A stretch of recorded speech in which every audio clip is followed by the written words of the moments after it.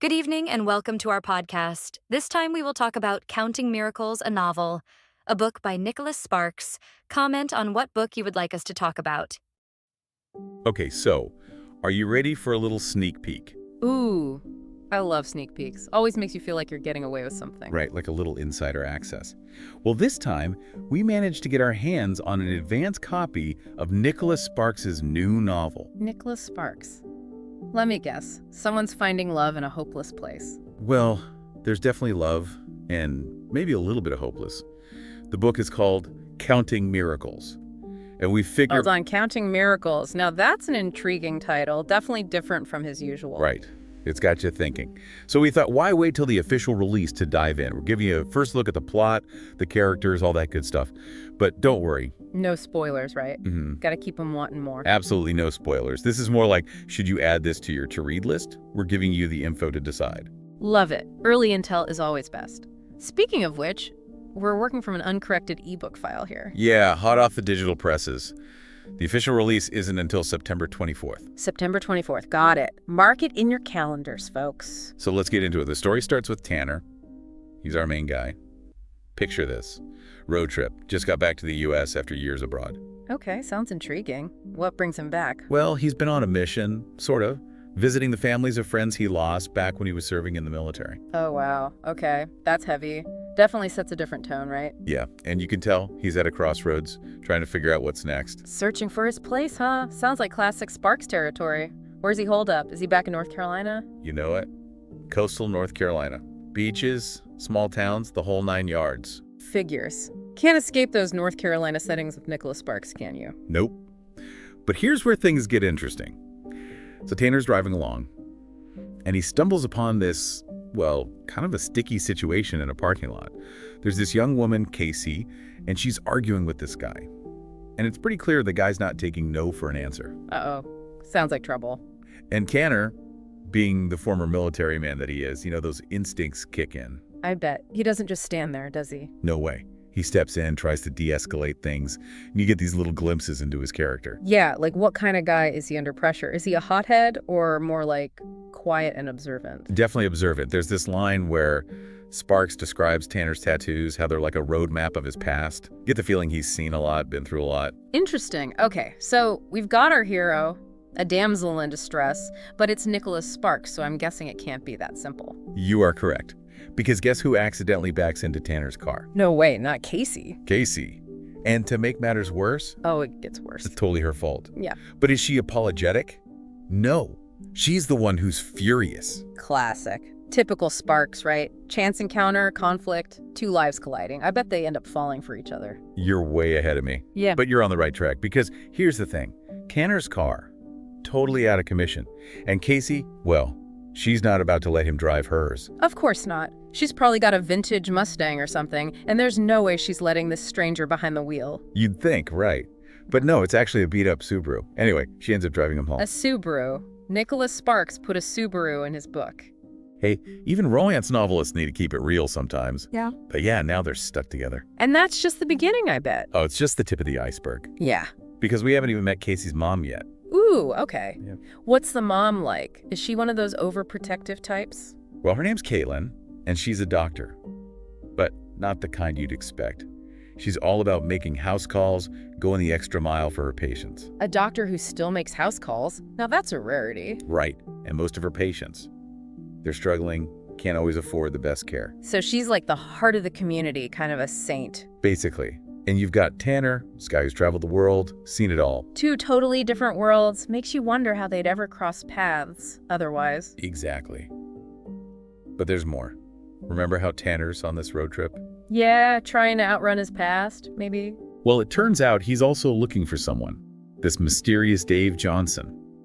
Seems like this Dave guy is connected to Tanner's family history, but the details are still fuzzy.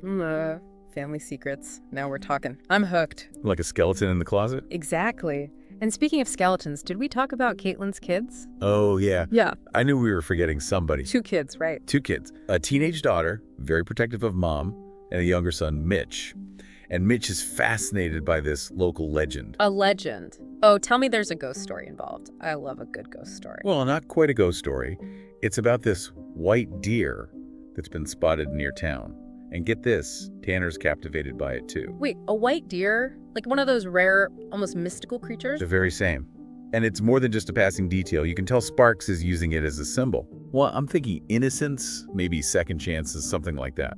But back to Tanner and Mitch. They actually bond over this white deer. Really? That's sweet. How so? There's this scene at the zoo.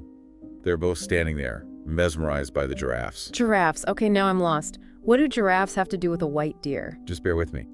So they're looking at the giraffes, and Mitch is telling Tanner all about the white deer, how he wants to see it for himself. And it's this really tender moment. Okay, I see where you're going with this. It's about finding common ground, right? Tanner connecting with this kid, maybe tapping into something he's been missing. Exactly. And it's interesting because up until this point, Tanner's been all about keeping people at a distance. But with Mitch... He lets his guard down. Yeah. And with Caitlin, too, actually.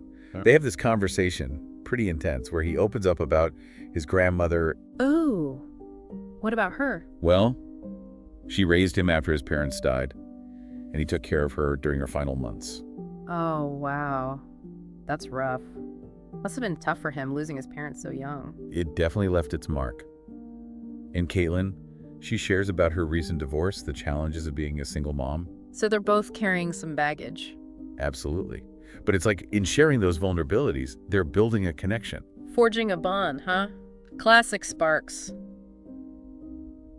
So where does the romance come in? Surely there's got to be some romance brewing. Oh, there's definitely romance. But Sparks, he likes to build the tension. So remember how Tanner's car is still out of commission? Which means he's stuck in this small town, thrown into Caitlin's world. Precisely. And guess where he ends up one night?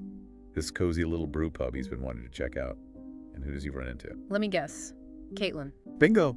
She's there with a friend, just having a drink. And get this, the friend knows Tanner. No way. What are the chances? I know, right?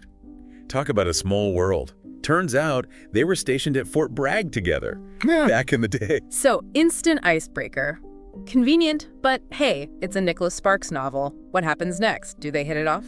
They totally hit it off. And this chance meeting, it just adds another layer to their connection. Like maybe fate is pushing them together? Maybe. But there's still Casey to consider. She's not exactly thrilled about this potential romance. Protective daughter, huh?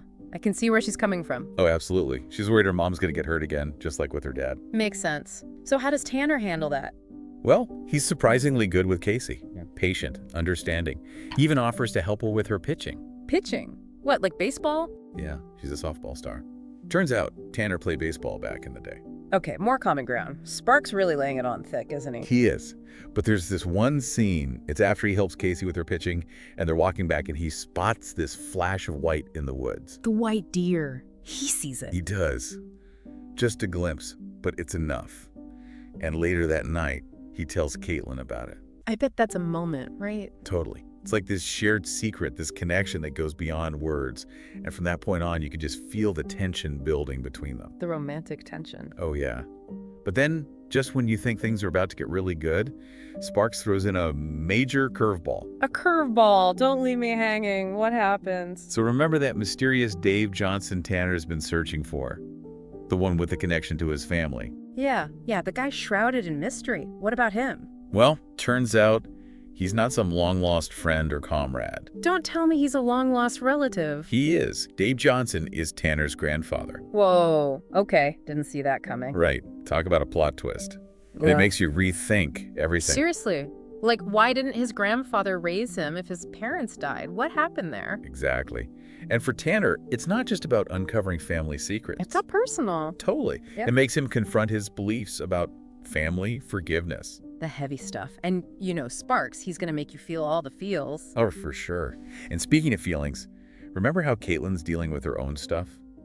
Trying to forgive her ex-husband? Yeah, it's like they're both wrestling with these past hurts, trying to move on. Yeah. And that's where the white deer comes back in.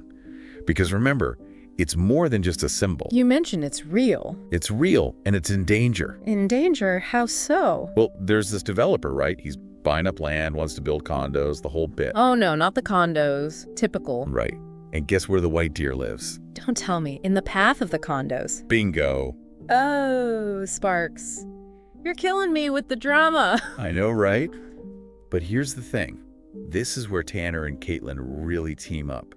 He's determined to save the deer. With his military background, I bet he's got some tricks up his sleeve. Oh yeah, he's coming up with plans, rallying the town. And Caitlin. She's right there with him, using her connections, her influence to fight for the deer. It's actually pretty inspiring. It's like this shared mission brings out the best in them. Totally. So yeah, Counting Miracles. Yeah. It's a story about second chances, facing your past, finding love in unexpected places. And saving the white deer. Don't forget about the white deer. Right, the white deer.